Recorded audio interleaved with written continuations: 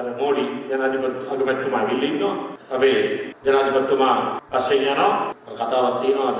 එතුමාගේ body check කරලා තමයි අතුලට ගත්තේ කියලා අපේ ජනාධිපතිතුමාගේ. මොකද හේතුව අර පහුගිය කාලේ අවුරුදු ගාණක් ඉන්දියාවට දේශාභාවයේ හැටියට මෝඩි ජනාධිපතිතුමාගේ බෙල්ල මිරිකයි කියලා ලංකාවට ආවම ජනතා විමුක්ති පෙරමුණේ නායකයෝ ටික දබාන කවදාකවත් ඉන්දියාවේ ජන අගමැතිවරයෙක් එනකොට හෙලිකොප්ටර්ස් වාහන ගාඩ්ස්ලයි ඔක්කොම ගෙනල්ලා ඇයිද ඊයේ අර පරණ කියපු කතා ටික YouTube එකේ දැක්කම කාටද බය හිතෙන්නේ? දැන් අර ප්‍රශාන්ත වංශික මිත්‍රමත්තර වීඩියෝ එකක් දාපු නිසා අර මගේ ෆෝන් එක දෙන්න.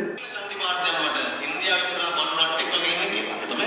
එයාව ඔය පුටුවේ වාඩි කරාට ඉන්දියාවට කලබල සලකන්න ඕනේ. වාඩි කරන්නේ ඉන්දියාව තමයි මේ කලබල පොයේ කියලා අමරිකාව පිළිඅරගෙන තමයි අමරිකාව මේක කරන්නේ.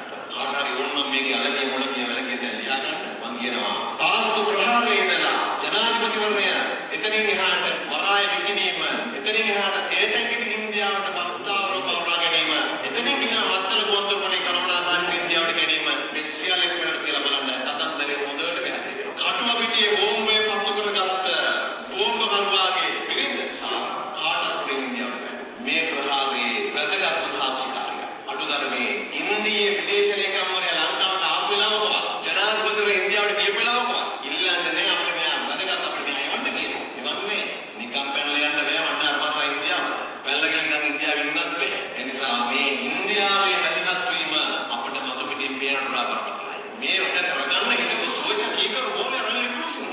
රනිල් ලේකේදී පණවත්. රනිල් ලේකේදී දුර්වලයි. රනිල් ජනවරමයි. චීන මේකත් වේගයෙන් එනවා කලාපේ ආධිපත්‍ය පතුරාගෙන. අන්න ඒක තමයි. තාන්න මේක වේගයෙන් කරගන්න පුළුවන් කෙනෙක් වුණා වාඩි කරා. මේ චිත්‍රය තවසරල වැදෙන්නේ.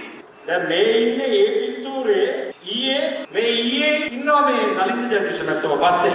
ඉතින් එයා බය වෙන්නේ නැද්ද? පස්සේ විතරගෙන ඉන්නොත් මම මේ කියන්නේ ගියේ අර සමාජවාදයේ මුසාවාදයට ගියපු අපේ ජනරජය ගැන.